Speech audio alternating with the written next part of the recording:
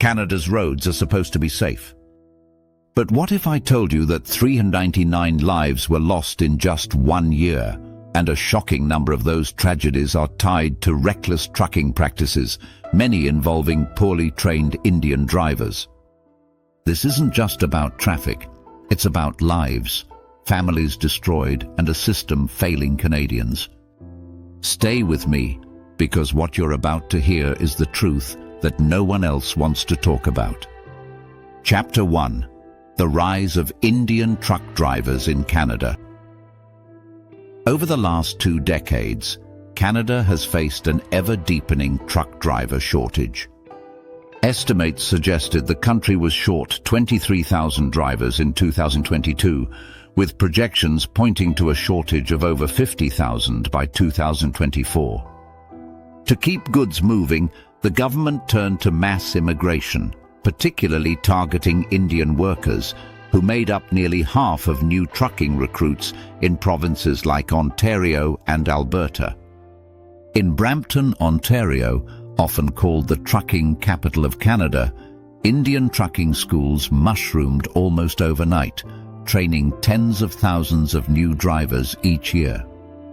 Critics warn that these schools prioritize profit over safety, charging between $8,000 and $15,000 per student, but providing only 3 to 4 weeks of training, far less than what experts consider necessary.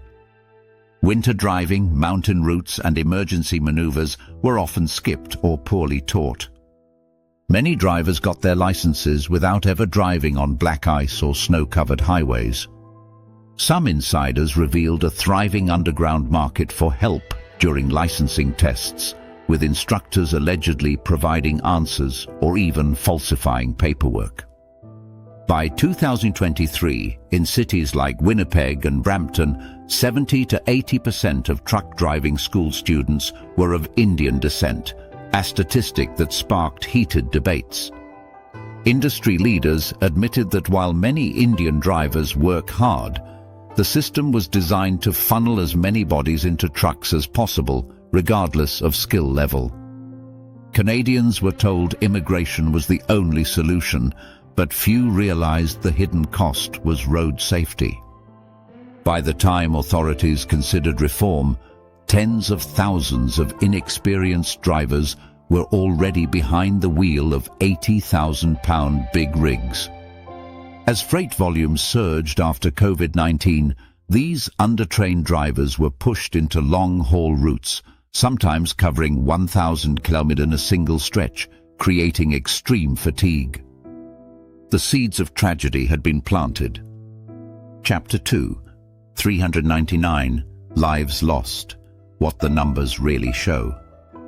The number 399 deaths in a single year shocked the nation, but the true scope of trucking crashes was far worse. In Ontario alone, trucks were involved in over 12,000 collisions in 2023. Of these, nearly 1 in 5 crashes were linked to inexperienced or newly licensed drivers, a figure that lined up almost perfectly with the explosion of Indian truckers in the sector.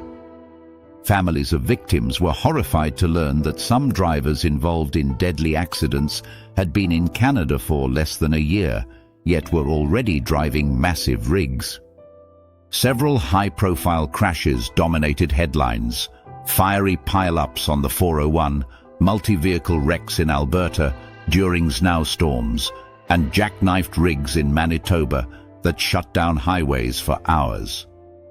In many cases, investigators found basic driving errors, failure to brake in time, poor lane discipline, misjudging turns, that experienced Canadian truckers said were rookie mistakes.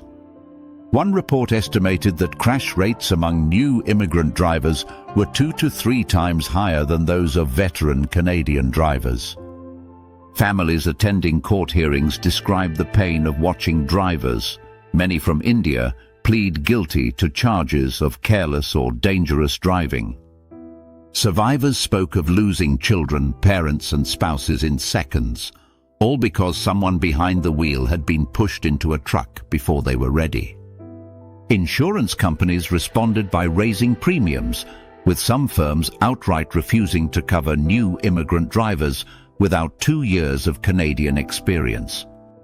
Yet, despite rising casualties, the industry kept recruiting, citing labor shortages and supply chain demands. For Canadians, the message was clear. Their lives were being risked to keep corporate profits flowing. And the death toll, 399 in just 1 year, was the grim price. Chapter 3. Why the system failed Canadians. The collapse of safety standards didn't happen by accident. It was the result of systemic negligence. Trucking companies pressured governments to keep immigration pipelines open, warning of economic collapse if goods couldn't move. Instead of raising wages to attract Canadians, they imported foreign drivers, especially Indians, who would accept lower pay for a chance at permanent residency. This created a race to the bottom, where trucking schools churned out licenses as quickly as possible to meet demand. Investigations showed some schools had pass rates of 95 to 99%, an impossible number given the complexity of trucking. Language barriers made matters worse. Reports showed that over 40% of new drivers struggled with English or French road signs, yet were still cleared to drive. Regulators who attempted to crack down were often ignored or overruled, with powerful trucking lobbies defending the system. Provincial ministries admitted they lacked the resources to audit the hundreds of private schools operating across Ontario and Alberta. Meanwhile, politicians boasted about immigration numbers, painting the influx of Indian drivers as a success story, while ignoring the funerals piling up. For Canadians, the truth became obvious. The government had prioritized cheap labor and political points over road safety. Each crash was not an accident, but a predictable consequence of systemic failure. By the time the figure of 399 deaths hit headlines, the system was already too deep in crisis. Chapter 4. Canadians speak out. Canadians from coast to coast began raising alarms. On TikTok, YouTube and Facebook, videos of reckless trucking maneuvers went viral, sparking outrage. Dashcam clips showed rigs drifting into oncoming lanes, blowing past stop signs, and jackknifing on icy roads. Many commenters pointed out that the drivers were often Indian newcomers.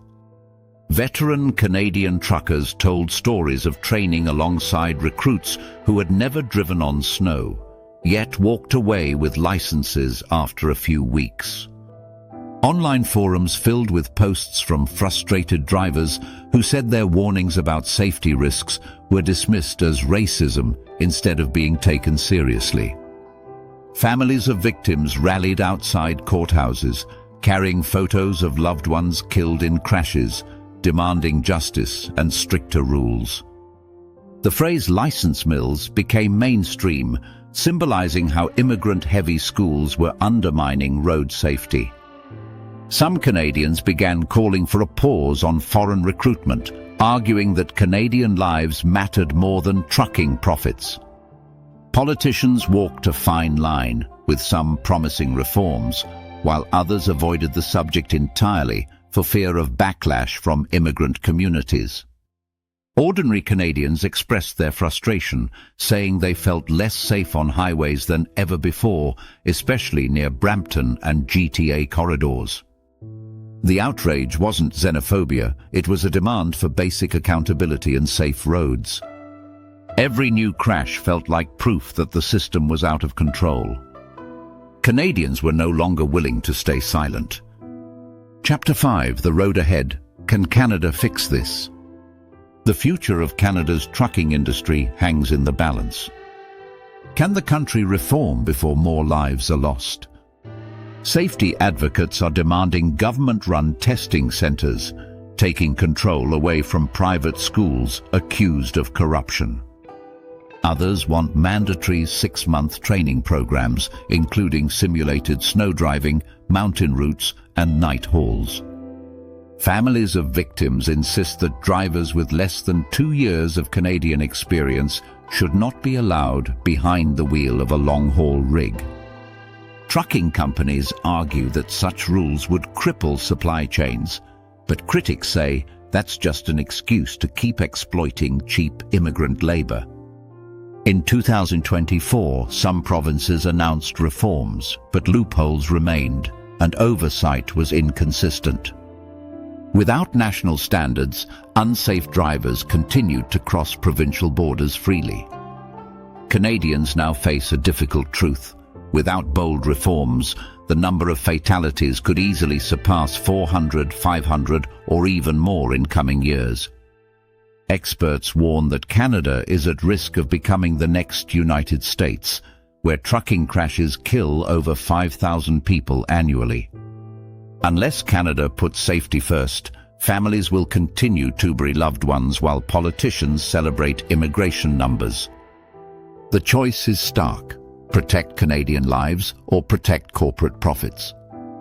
If change doesn't come soon, the tragedy of 399 deaths may look small compared to what lies ahead. If you believe Canadians deserve safe roads and real accountability, share this video. Hit like, subscribe, and drop a comment below. Do you think Canada should stop recruiting Indian drivers until safety improves? Your voice matters. Let's make sure tragedies like these don't keep happening.